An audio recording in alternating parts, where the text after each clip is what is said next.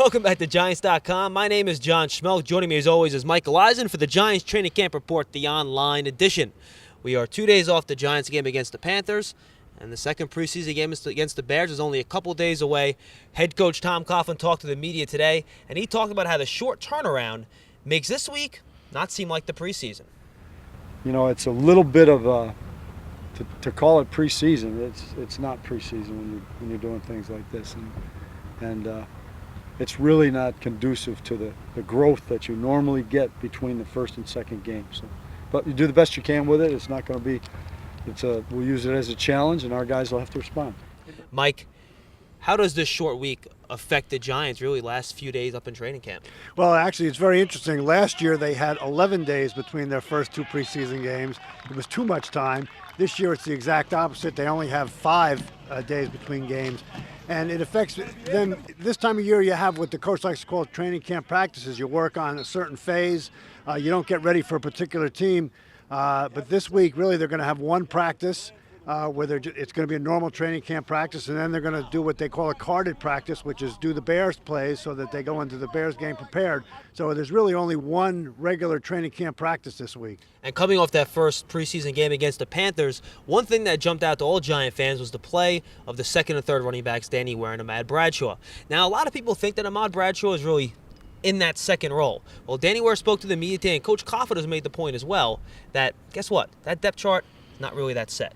I'm out there working every day. Me and Ahmad both know it's a competition, and we're going to go out there and fight every day, every practice, every game. And, you know, I think when he scored, it gave me a little motivation to go out there and try to do something, make something happen. And, you know, we caught a screen, and it happened. So we ended up tying up, really. We just know that it's going to be one of those deals where we're just going to have to compete every day, and, you know, somebody's going to have to come out on top. And, Mike, I think both Danny Ware, you just heard, and Ahmad Bradshaw are staking their claim to that second running back spot. Yeah, both of them played pretty well in the preseason opener against Carolina. Danny Ware, I think, opened some eyes when he took that short pass and blew past everyone, including his blocker, Guy Wimper, on his way to the end zone. And I agree with you, John. I think Ahmad Bradshaw is probably the leader in the clubhouse at this point, but Danny Ware is going to put up a good fight for that number 2 job. You know, Ahmad Bradshaw talked to us last week, and he said last year, you know, a little calf, I was hampered.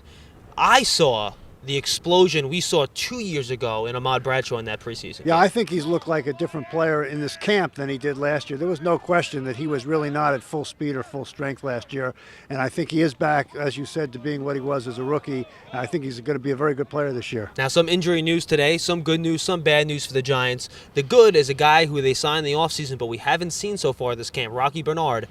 He's off one of those lists that nobody wants to be on. Yeah, Rocky Bernard was on that non-football injury list, which no player wants to be on because you don't get paid as long as you're on it. Yeah, but he is back, practicing lightly. My guess is he will not play against Chicago, but he is part of that depth on the defensive line that so many people talk about. So it's good to see him back.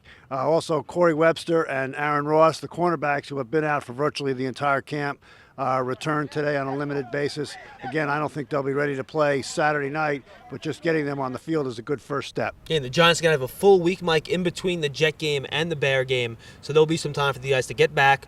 The team will report back to New Jersey next Tuesday. That's when camp breaks. Yep. They'll be back, and we'll have practice now back at the Timex Performance Center, I should say. Yeah, I think it's 6 days away. I think everyone will really be looking forward to getting back to New Jersey. I know I am.